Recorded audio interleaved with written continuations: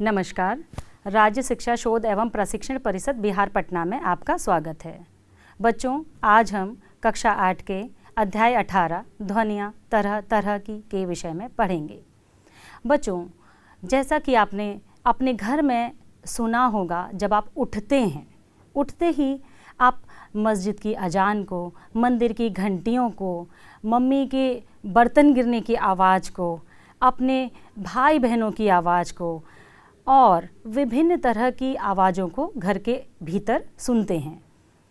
अब आप जब स्कूल जाते हैं, जब विद्यालय जाते हैं, तो रास्ते में ट्रेन की आवाज़ को, हॉर्न की आवाज़ को, कक्षा शुरू होने से पहले घंटी की आवाज़ को, कक्षा ख़त्म होने के बाद घंटी की आवाज़ को, कक्षा में गैदर हुए बच्चों के शोर को और भी मैम की आवाज़ को, सर की आवाज़ को, अपने साथियों की आवाज़ को, रास्ते में चलने वाले जीव जंतु जैसे कुत्ते के भौंकने को, बिल्ली की आवाज़ को, गाय भैंस की आवाज़ को आप सुनते हैं। क्या आपने कभी सोचा है कि ये आवाज़ कैसे उत्पन्न होती है? आइए कुछ प्रयोगों के माध्यम से करके देखते हैं। आप एक कटोरा, थाली, कोई भी बर्तन घर पे लीजिए, उसको अपने हथेली पर रखिए और फिर उस पे किसी चम्मच या लकड़ी से प्रहार करके देखिए। क्या आपको अपनी हथेली में कोई परिवर्तन महसूस हुआ? पुनः मैं इसको घुमा करके दिखाती हूँ।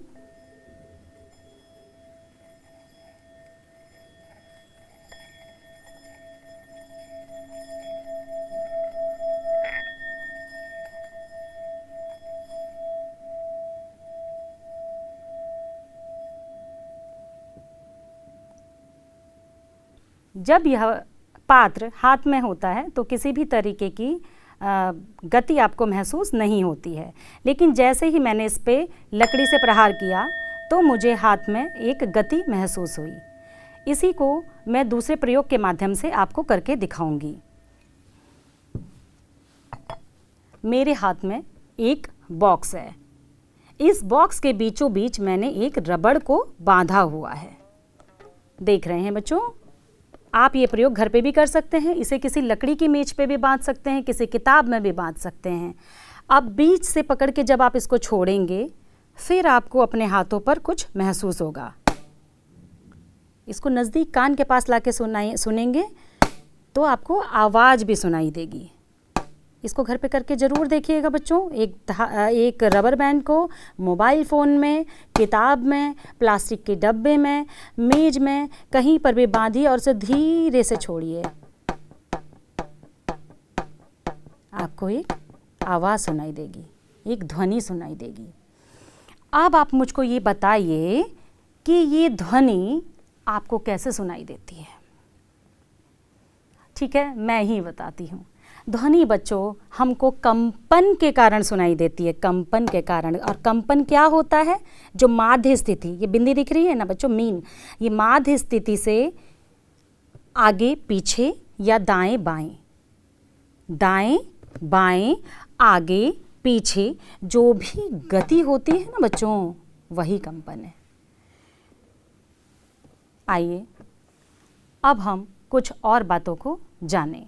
सबसे पहले मैं आपको एक वाद्य यंत्र दिखाऊंगी और आपको क्या करना है बच्चों, साथ ही साथ में मैं काम दे रही हूँ। आपको एक वाद्य यंत्रों की सूची घर में बनानी है और आपको नोट करना है कि उनके कौन से भाग से ध्वनि उत्पन्न होती है। आइए कुछ वाद्य यंत्रों को देखें। देखिए, मेरे पास एक वाद्य यंत्र है, इसे एक तारा कहते हैं। इसके बीच में आपको दिखाई दे रहा है, यानी एक तार है। इसको आप घर पे भी बना सकते हैं। एक नारियल का खोल है, चमड़ा है, बटन से मैंने तार को जोड़ दिया है और यहाँ पर इसको फंसा दिया है। अब मैं तार को हिलाऊंगी।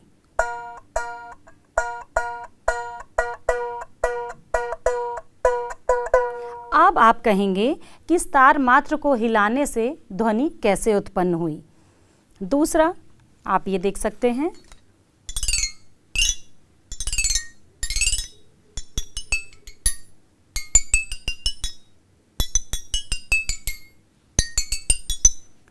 किस प्रकार की ध्वनि वाद्य यंत्रों से उत्पन्न हुई।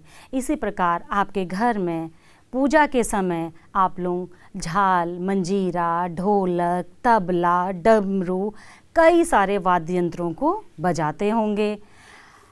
उन वाद्य यंत्रों के किस भाग से ध्वनि उत्पन्न होती है, इस लिस्ट को आप घर पे बनाएंगे, जिसे मैं अपनी अगली कक्षा में चेक भी करूँगी।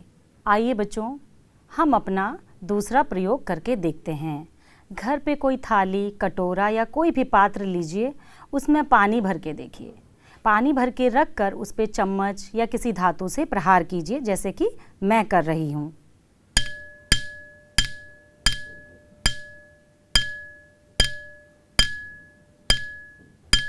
क्या आपको पानी में कुछ तरंगें दिखाई दे रही हैं? बच्चों, अब इस पात्र के अंदर जो जल था उस पे उत्पन्न हुई तरंगें और ध्वनि, उस तरंगों में आपने परिवर्तन देखा कि किस तरह से हुआ। तो उस ध्वनि और तरंग के बीच में क्या संबंध है? देखिए, जो कंपायमान वस्तुएं होती हैं वही ध्वनि उत्पन्न करती हैं, जैसे इस पात्र ने करा। कभी कभी वो कंपन हमें दिखता है, इस जल में जल तरंगों का कंपन आपको दिखा। कभी आपने देखा है गांव घरों में जो तालाब होते हैं, उन तालाबों में आपने पत्थर मारा हो तो पत्थर कैसे गोल गोल गोल गोल सर्कल बनाता है, अपने चारों ओर यूं फैलता हुआ जाता है। उसको ज़्यादा तेज से हम मारते हैं तो हमको शांत तालाब में वो तरंगें बहुत अच्छे से दिखाई देती हैं, विजिबल होती हैं। और कई बार वो हमको दिखाई नहीं देता है लेकिन महसूस होता है। तो कई बार जो ये कंपन होते हैं उन्हें हम नग्न आँखों से देख पाते हैं, और कई बार इन तरंगों को हम नग्न आँखों से नहीं देख पाते हैं। आइए हम बात करते हैं कि हम लोग कैसे सुनते हैं। अगर आपने यहाँ पे देखा है कंठ, इसको अभी मैं आपसे नॉर्मली बोल रही हूँ, यहाँ पर अगर मैं प्रेशर डालती हूँ तो फिर मेरी आवाज़ कैसी होगी। अब देखिए मेरी आवाज़ में क्या परिवर्तन हुआ। देखिए बच्चों, ये हमारा कंठ है ना, और कंठ के पास हमारे दो वाक तंतु होते हैं। वाक तंतु जो होते हैं, एक गुब्बारे के माध्यम से पहले मैं आपको दिखाती हूँ किस तरीके से। ये हमारा कंठ है और ये दो वाक तंतु हो गए यहाँ पर। तो जब हमारे अंदर से हम हवा को निकालते हैं फेफड़ों से, तो इनमें क्या होता है, वाक तंतु में कंपन होता है। उस झिर्री में कंपन के कारण जो होती है हमारी आवाज़ आपको सुनाई देती है। आइए हम दो गुब्बारों को लें और इन दो गुब्बारों को आपस में सटाएं। इनको आपस में चिपकाने पर इसके बीच में एक ये झिल्ली सी आपको बनी हुई दिखाई देगी, और इस पे फूंक मार करके हम देखते हैं कि ध्वनि कैसे उत्पन्न होती है।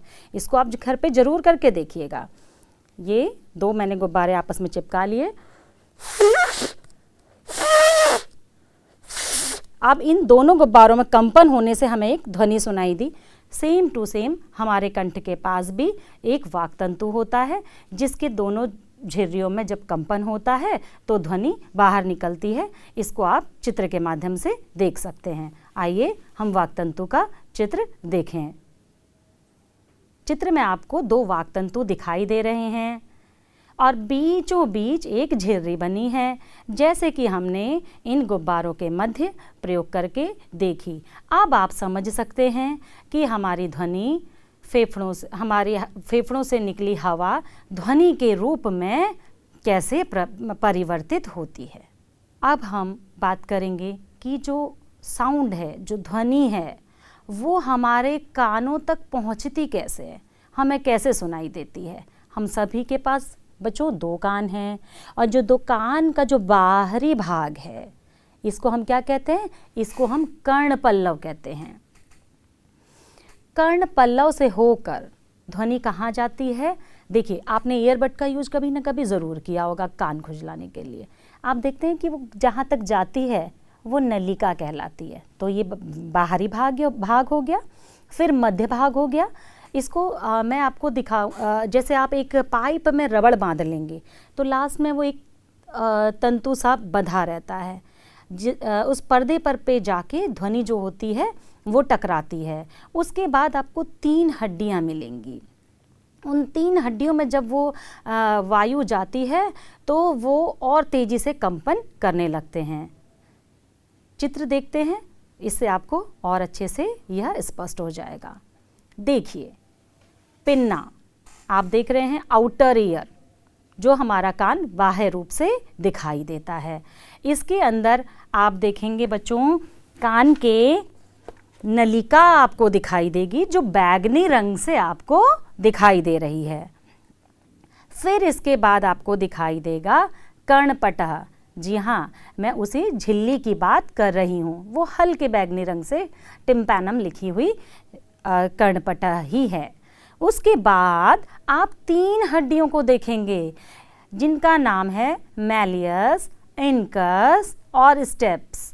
जब ये कंपन हमारे कान पर पहुँचते हैं, तो जब इन हड्डियों के पास ये पहुँचते हैं तो जो इनकी गति होती है वह कई गुना हो जाती है।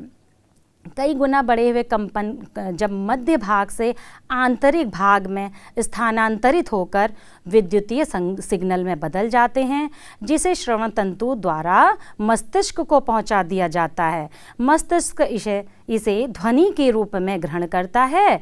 इस प्रकार हम ध्वनि सुनते हैं।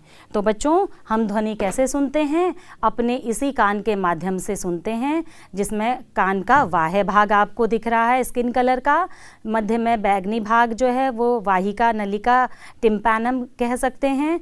नलिका के बाद आपने एक पर्दा देखा, जिसे हम ईयर ड्रम कहते हैं। ईयर ड्रम के बाद आपने 3 छोटी हड्डियां देखी, जो क्या करती हैं, हमारे कंपन की गति को और तेज़ी से बढ़ाती हैं इनर ईयर में। उसके बाद ध्वनि जो है वो प्रवेश करती है। तो यह पूरी प्रक्रिया है जिसके द्वारा हमारे कान से ध्वनि या कंपन पहुंचता है और हमको सुनाई देता है। बच्चों, कभी आपने देखा है कि ध्वनि किन किन माध्यम में गति करती है? देखिए, जो हमें आसपास में ध्वनि सुनाई देती है वह तो आप जानते ही हैं कि हवा में गति करती है। हवा नहीं होती तो क्या ये ध्वनि या मेरी आवाज़ आप लोगों तक पहुंचती? बिल्कुल नहीं। इसको हम निर्वात की स्थिति कहते हैं, वैक्यूम। जब वैक्यूम होता है, निर्वात होता है, तो ध्वनि का संचरण नहीं होता है।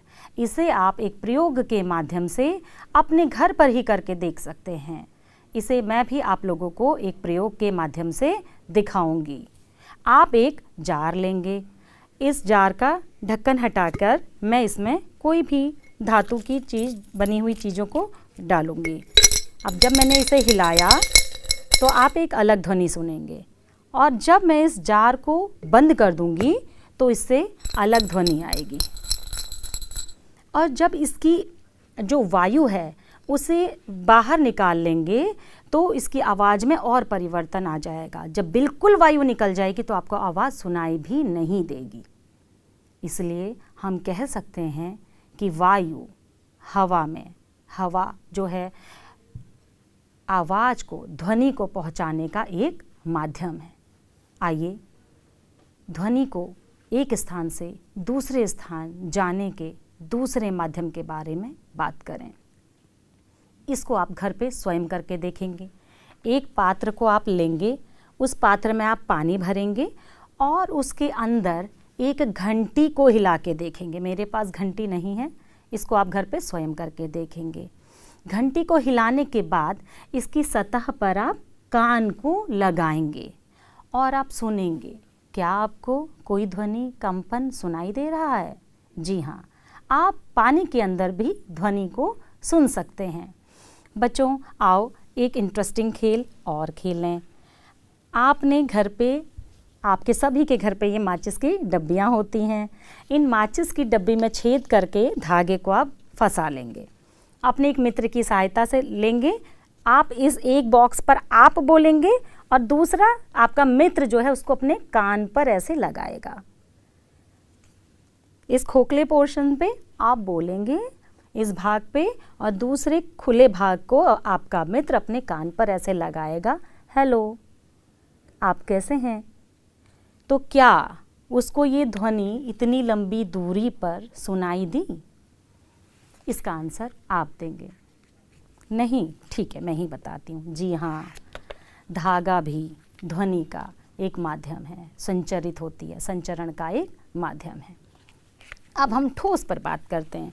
हमने हवा में, हमने तरल में ध्वनि के संचरण की बात की कि क्या और कोई और माध्यम भी है जिस पे ध्वनि का संचरण होता है।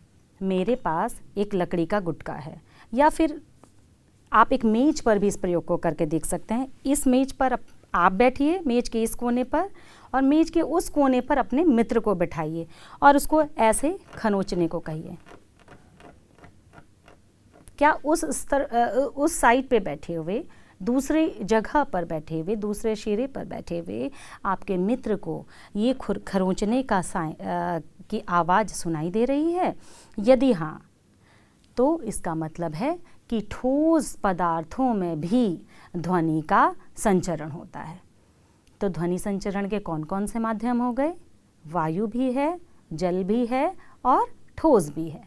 तो कुछ प्रयोगों को आप घर पे करके स्वयं देखेंगे। बच्चों, ध्वनि की प्रबलता इसके आयाम पर निर्भर होती है। आयाम अधिक होता है तो ध्वनि अधिक प्रबल होती है, आयाम कम होता है तो ध्वनि मंद होती है। आइए एक प्रयोग के माध्यम से जानें। देखिए, मेरे हाथ में एक गुब्बारा है। इसकी ध्वनि को मैं गुब्बारे को छोड़ूंगी तो इससे कैसी आवाज़ निकलेगी।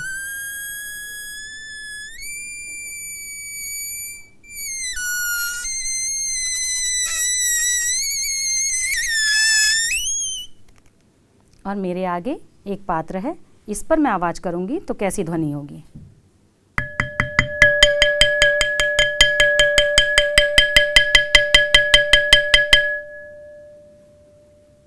और इसकी कंपन की आवाज़ आपको थोड़ी और देर तक सुनाई देगी। तो इससे हम कोरिलेट कर सकते हैं कि आयाम अधिक है तो ध्वनि की आवाज़ तीव्र है, आयाम कम है तो ध्वनि की आवाज़ मंद है। आइए इसे एक चार्ट के माध्यम से समझते हैं।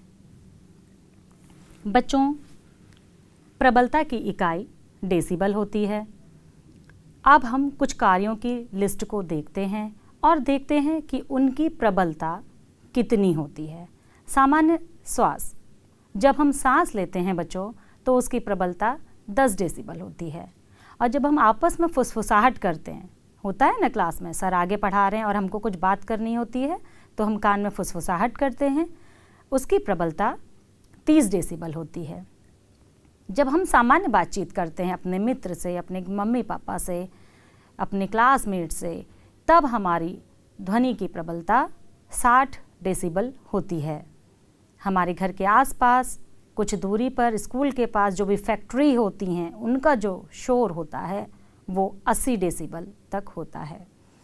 शादी, विवाह आदि में जो आर्केस्ट्रा बजती है, डीजे में नाचते हैं ना आप लोग, उस आर्केस्ट्रा का साउंड बच्चों 98 डेसिबल तक होता है। और हवाई जहाज़ की जो ध्वनि है वो 150 डेसिबल होती है। अधिक डेसिबल की ध्वनि जब हम सुनते हैं तो हम बहरे तक हो सकते हैं। 120 डेसिबल से ऊपर की ध्वनि अच्छी नहीं मानी जाती है। आइए कुछ गृह कार्य पर चर्चा करें। अब आप लोग घर से कुछ गृह कार्य करके लाएंगे। ये प्रोजेक्ट के तौर पर मैं आप लोगों को दे रही हूँ। पहला है, प्रसिद्ध भारतीय संगीतज्ञों तथा उनके द्वारा बजाए जाने वाले वाद्य यंत्रों की सूची बनाइए, जिसकी चर्चा मैं पहले क्लास में भी कर चुकी हूँ बच्चों। उन वाद्य यंत्रों या उनसे अधिक वाद्य यंत्रों जिनके बारे में आप जानते हैं, उनकी लिस्टिंग आपको करके लानी है। दूसरा, यदि आप कोई वाद्य यंत्र बजाते हैं, तबला, हारमोनियम, ढपली, झाल मंजीरा, पियानो, बांसुरी, जो भी आप बजाते हैं उसे बजाइए, अपने साथियों को सुनाइए। तीसरा, मैंने आपको दिखाया भी, मैंने मैच बॉक्स से बनाया था, माचिस की डब्बी से बनाया था। आप कॉफ़ी के कागज़ के कप से भी इसे बना सकते हैं। टेलीफोन, तो उस टेलीफोन को दो कॉफ़ी वाले कप को एक धागे से जोड़िए और अपने मित्र के कान में और अपने मुंह में लगा के बात कीजिए। जानते हैं, आंध्र प्रदेश में हैदराबाद के निकट गोलकुंडा नामक एक भव्य किला है। उसकी विशेषता क्या है? उसके गुंबद के नीचे एक निश्चित बिंदु पर हाथ से ताली बजाने पर 1 किलोमीटर दूर किले के शीर्ष बिंदु पर स्थित निश्चित स्थान पर उसे सुना जा सकता है। क्या आप सोच सकते हैं कभी कि 1 किलोमीटर की दूरी पर आप साउंड सुन पाएंगे? ऐसा क्यों होता है? इस किले की अन्य विशेषताओं के बारे में आप लोग जानकारी इकट्ठा करेंगे। ठीक है बच्चों, आज हमने जाना ध्वनि क्या है, ध्वनि किन माध्यम में परिसंचरण करती है, ध्वनि हमारे कानों तक कैसे पहुंचती है, ध्वनि की इकाई क्या है, आवृत्ति क्या है, आवर्तकाल क्या है, आयाम क्या है, दोलन क्या है, कंपन क्या है आदि विभिन्न बिंदुओं के बारे में हमने जाना। हमने अपने कान के विभिन्न भागों जैसे कि बाह्य भाग, मध्य भाग, आंतरिक भाग के विषय में जाना और हमने जाना ये कंपन या ये ध्वनि हमको कैसे सुनाई देती है। तो चलो बच्चों, अगली कक्षा में अगले चैप्टर के साथ मिलते हैं। धन्यवाद।